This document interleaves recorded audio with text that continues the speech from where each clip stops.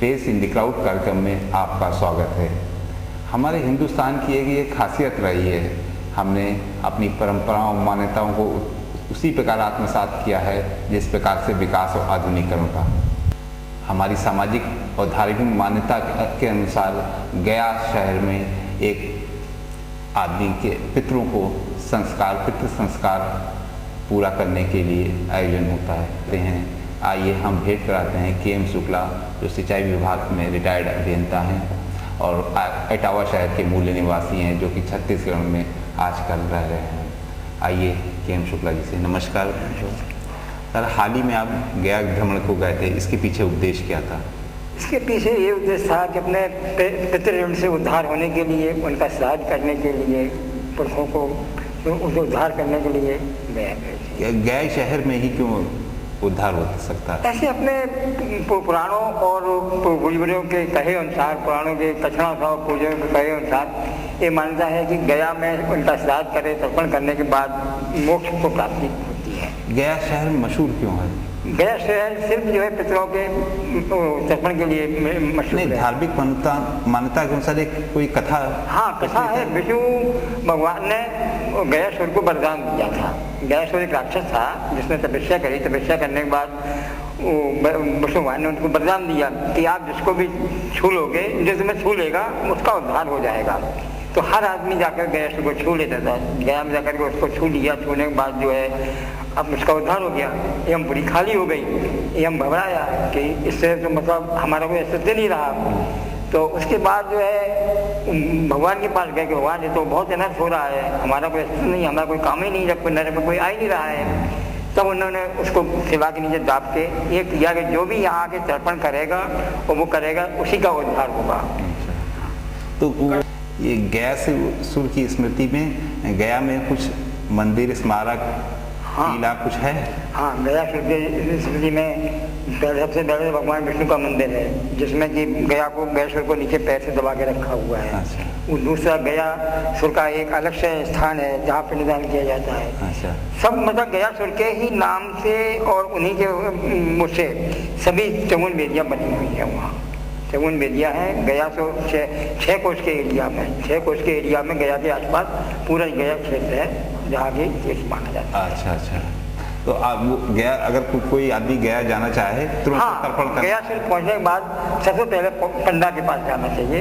क्या उससे सुविधा रहती है, आप परदेसी हो, आपको कोई ज़्यादा मतलब पैसा ले सकता है, ठग सकता है, परेशानी कर सकता है, तो गयापाल कहलाता है। गयापाल के पास जाकर के आप अपना नाम पता लिखवाइए, उससे संपर्क कीजिए और वो आपको रहने की, खाने की सब सुविधा देगा। पूजा के लिए पंडित देगा, जो कि आपको बताए अनुसार जो आपने उसको वचन दिया कि हम 1100 देंगे, 2100 देंगे, जो भी दक्षिणा देंगे पंडित को, वो पूरा इंतजाम उसी का रहता है। आपकी तबीयत खराब है, आपका पैसा खत्म हो गया, तो गयापाल आपका जाने का इंतजाम कर देगा। इसलिए गयापाल के पास ही जाना है। गयापाल की नियुक्ति कौन होते हैं? महंत लोग करते हैं कि सरकार द्वारा किया जाता है? सरकार द्वारा नहीं, ये पूर्वजों से उनका चला आया है। अच्छा। गयापालों का उनका पूर्वजों को चला आया है और सरकार द्वारा रजिस्टर्ड है। अपनी सेवाओं के एवज में कुछ वो लेते हैं, दक्षिणा देते हैं। अच्छा। अब उनका है कहने को 15 दिन कर रहे हो तो 21,000 दो, 51,000 दो, 11,000 दो। मांगते तो बहुत रहेंगे। अच्छा। लेकिन यदि आदमी के पास जितनी श्रद्धा है जो कुछ दे उसमें वो संतुष्ट। अच्छा, उसके उसी में महंत और सबका तर्पण होता है? नहीं, महंत का वो अलग 1100 बता देंगे, 5,000 जैसे आपने दिए या 11,000 दिए। अच्छा। आपकी श्रद्धा जो है तो वो ठीक है। आप पंडित का 1100 दे देना, 2100 दे देना, जो भी आपका जो है बाकी। नहीं, जैसे बनारस के पंडितों के बारे में मशहूर है, पंडों के बारे में, वैसे ही गया के पांडे भी ऐसे ही हैं? नहीं, मेरे को ऐसा कुछ नहीं लगा है। मैं इलाहाबाद भी गया था माता जी पिताजी के बोले करके, तो मेरे को ऐसा कोई पंडों के बारे में मालूम नहीं कि झगड़ा करते या करते है। अच्छा। अब ये अलग बात है, हम झगड़ा करेंगे तो वो भी बोलेंगे। अच्छा। लेकिन अभी तक मेरे को जितने जगह तीर्थ स्थान गए, मेरे को पंडों से कोई दिक्कत नहीं। अच्छा, गया भ्रमण के मतलब किसी को अपने पूर्वजों का एक जो कर्म कांड करने हैं, हाँ। तो उसके लिए कितने दिन खर्च होते हैं? इसके लिए एक दिन भी आप कर सकते हो, आपके पास समय नहीं है। अच्छा। 3 दिन में भी कर सकते हो, आपके पास समय 3 दिन का है, 3 दिन में कर लो। अच्छा। और 7 दिन में भी, 7 दिन का इसका मुख्य रहता है। अच्छा, और 7 दिन को बढ़ा करके आदमी के पास समय है तो वो 17 दिन तक कर सकता है। अच्छा। बांट के, मतलब जो 54 जो बेदी है, 54 बेदी को 17 दिन में कर देगा, 54 बेदी को 7 दिन में भी कर देगा, और 3 दिन में खासकर बेदियों को किया जाता है। अच्छा, ये किस समय चलता है? ये अश्विनी महीना के श्राद्ध पक्ष में, पितर पक्ष में। पितर पक्ष में ही होता है? हाँ, साल में केवल पितर पक्ष में? नहीं, होता 12 महीने है। अच्छा, होता 12 महीने है, लेकिन ये खास दिन माने गए हैं। अच्छा। इसमें अक्सर आदमी जाता है, क्योंकि श्राद्ध का पक्ष रहता है, पितर पक्ष, इसमें करते मतलब आदमी को संतोष मिलता है, जाने कभी भी जाके वहाँ श्राद्ध कर सकता है। देश के किन हिस्सों से लोग अधिकतर आते हैं गया में अपने पितरों को तर्पण करने?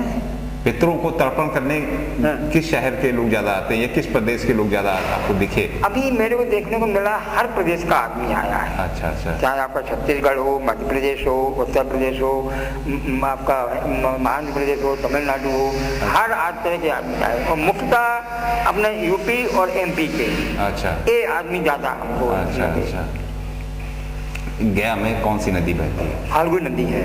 उस नदी का ये है वरदान था दिया था कि इसमें जल नहीं रहेगा। अच्छा। सिर्फ बरसात के महीने में जो पानी आता है वो ही रहता है, बाद में पानी नहीं रहता उसमें। अच्छा। आप रेती हटाओगे नीचे से, 1 फीट नीचे जाने पर आपको पानी आ जाएगा, स्वच्छ पानी। कभी भी जाओ, जून के महीने में जाओ, जुलाई में जाओ, जब भी जाओगे आपको रेती हटाओगे पानी नहीं। तो इस समय आप जब गया अपने यहाँ पितृ में गए, पितृ विसर्जन के दौरान, तो उस समय आपको किसी नदी में स्नान किया? नदी में स्नान किया, पानी था उसमें करीब 2 फुट पानी था, 2-2.5 दिन। अच्छा। बिहार सरकार द्वारा गया में जो पर्यटक आते हैं उनकी भलाई के लिए कुछ कार्य करते हैं? देखो, स्वच्छ मतलब काफी इंतजाम अच्छा है बिहार सरकार का भी। ऐसी बात नहीं है कि जितना शासन का प्रशासन का बना उन्होंने इंतजाम किया थे। पुलिस का इंतजाम अच्छा था, साफ सफाई अच्छी थी वहाँ की, और यात्रियों की देखरेख थी। उनको वहाँ जाने के लिए ऐसा कोई नहीं, सब गया, सब बिहार सरकार का बहुत ही इंतजाम हमें अच्छा लगा। अच्छा। गया करने के लिए अपने पितरों को तर्पण देने के लिए कोई गया जाता है, तो उसके पीछे क्या तैयारी करके जाए? उसके पीछे सबसे पहले ये है, उत्तम ये है कि अपनी पत्नी को साथ लेके जाए, क्योंकि जोड़ा से ही श्राद्ध करना मतलब अत्युत्तम माना गया। कोई भी काम शुभ करना है अपने पढ़ा के साथ तो आप पत्नी के साथ जाइए। आप यदि मान लो विवश में नहीं जा सकते हैं कोई जगह, तो अकेले भी जाके शादी कर सकते हैं। नहीं, वस्त्र कौन से ले जाएं? हाँ, वस्त्र ले जाने के लिए ऐसा है कि वहाँ धोती और का सिर्फ रहता है, धोती और बनियान। आप नहीं बनियान यूज कर सकते, नहीं तो एक वस्त्र में तर्पण किया जाता है, तर्पण श्राद्ध किया जाता है। अच्छा। उसके बाद मतलब उस दौरान जिस समय आप गया करने गए तो उस दौरान क्या अन्न जल क्या सेवन कर सकते हैं? उपवास रखना पड़ता है क्या? जब तक श्राद्ध नहीं कर लेते हैं, सुबह सिर्फ चाय बस पियो, श्राद्ध करने के बाद ही आप एक टाइम खाना खा सकते हैं। नहीं तो एक दिन, ये कितने दिन तक चलता है? ये जितने दिन आप श्राद्ध करोगे। अच्छा। हाँ, 7 दिन का श्राद्ध मान के जाओ, 7 दिन करोगे, 15 दिन के लिए किया है तो 15 दिन आप कोशिश करें। मतलब सुबह चाय बस लो, चाय कर लेने के बाद शाम को खाना खा सकते हो आप। मतलब कौन सा खाना है? खाना आप सादा, मतलब सात्विक भोजन। अच्छा। और बाल भी कटवाने होते हैं? हाँ, बाल कटवाने में तो सबसे पहले दिन जाकर के 14 को सबसे पहले मुंडन कराते हैं। मुंडन कराने के बाद पुनपुन नदी का जो है श्राद्ध करते हैं। क्योंकि क्या है, वैसे रीति ये है अपने पुराणों के अनुसार कि ननिहाल में जाओ, वहाँ से नाना को लेके आओ, फिर अपने पितरों को जहाँ जहाँ उनका स्वर्गवास हुआ है वहाँ जाकर के आप लेके आओ।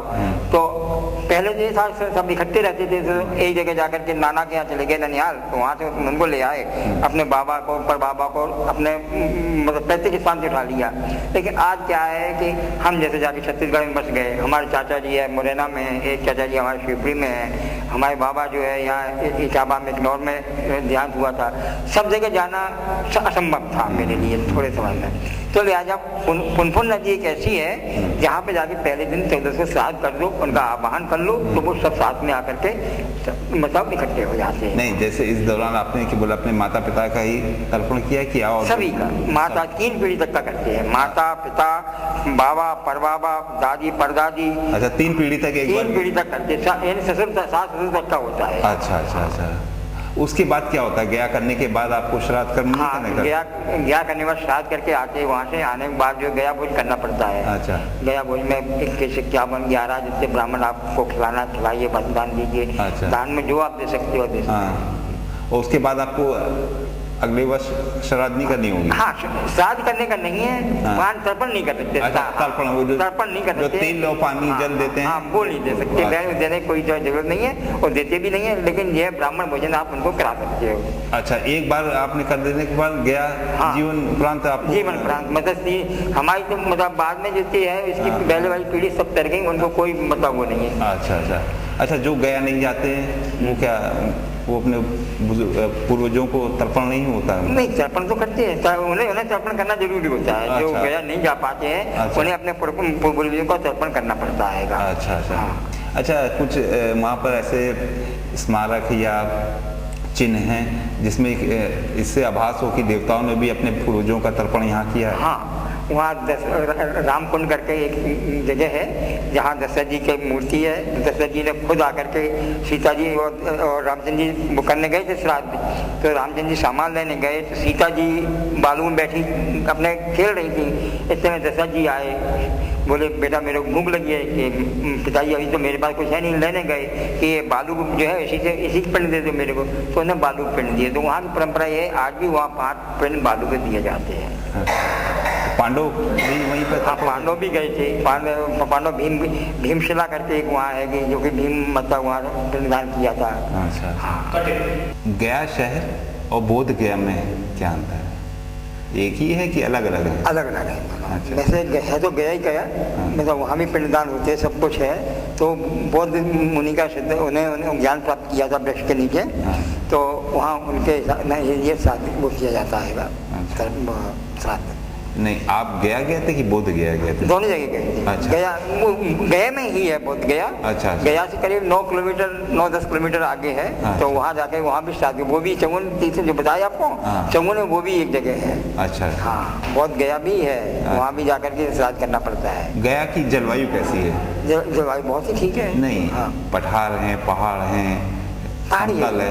पहाड़ी एरिया है। पहाड़ी एरिया है। अभी जहाँ तक हम देखे पहाड़ी एरिया है। वो जो 54 आपने वेदी बताई है कुछ पहाड़ पे भी है? हाँ, पहाड़ पे है। प्रेतशिला जो है 500 सीढ़ी ऊपर है। अच्छा। आपका मंगला गौरी है वो 150 सीढ़ी ऊपर है। अच्छा। और आपका जो है और भी हैंगे जो वो 300-400 सीढ़ी। अधिकतर लोग बुजुर्ग जाते हैं, वृद्ध लोग जाते हैं, तो उनके लिए संभव है? नहीं, तो वो नीचे करा देते हैंगे। अच्छा। और उनके लड़के बच्चे जाकर जो भी साथ में जाता है, अच्छा। वो जाके ऊपर पिंड चढ़ा है। अच्छा। अभी हम गए थे तो ये चढ़ने लायक 100 सीढ़ी चढ़ी थी। पिंड चढ़ना मतलब क्या होता है? पिंड चढ़ाया है, पिंड मतलब क्या होता है? कुछ मतलब क्या कुछ चढ़ाते होंगे? एक वेदी पे क्या चढ़ाते हैं, अर्पण करते हैं? पिंड क्या होता है? जौ के आटे का। अच्छा। जौ के आटे का मतलब गोल लड्डू बना करके वो पिंड कहलाते हैं। और वो क्या है? पितरों का भोजन है। अच्छा अच्छा। आपको ध्यान होगा जब आदमी मरता है तब पिंडदान भी किया जाता है, तो वो जौ के आटा का ही बना के देते हैं। अच्छा। वही पिंडदान जो गया में जाके होते हैं। अच्छा। वहाँ गौदान भी किया जाता है? गौदान भी होता है। बैतरणी है, बैतरणी में गौदान किया जाता है। अच्छा। तो उसमें क्या किया जाता है? गौदान में क्या, गाय का? अब गाय आपको देना है तो खरीद के गाय दे दो। यदि आपकी हैसियत नहीं है तो गाय वहाँ बंधी रहती है। अच्छा। तो उसके आप जो भी मतलब दक्षिणा आपने अर्पण किया वो रख के गाय के हाथ में दे दो पंडित को। अच्छा, धन्यवाद के एम शुक्ला जी। उम्मीद है हमारे दर्शकों को के एम शुक्ला जी के पितरों को तर्पण करने के लिए जो मार्गदर्शन दिया है वो उनके लिए उपयोगी साबित होगा।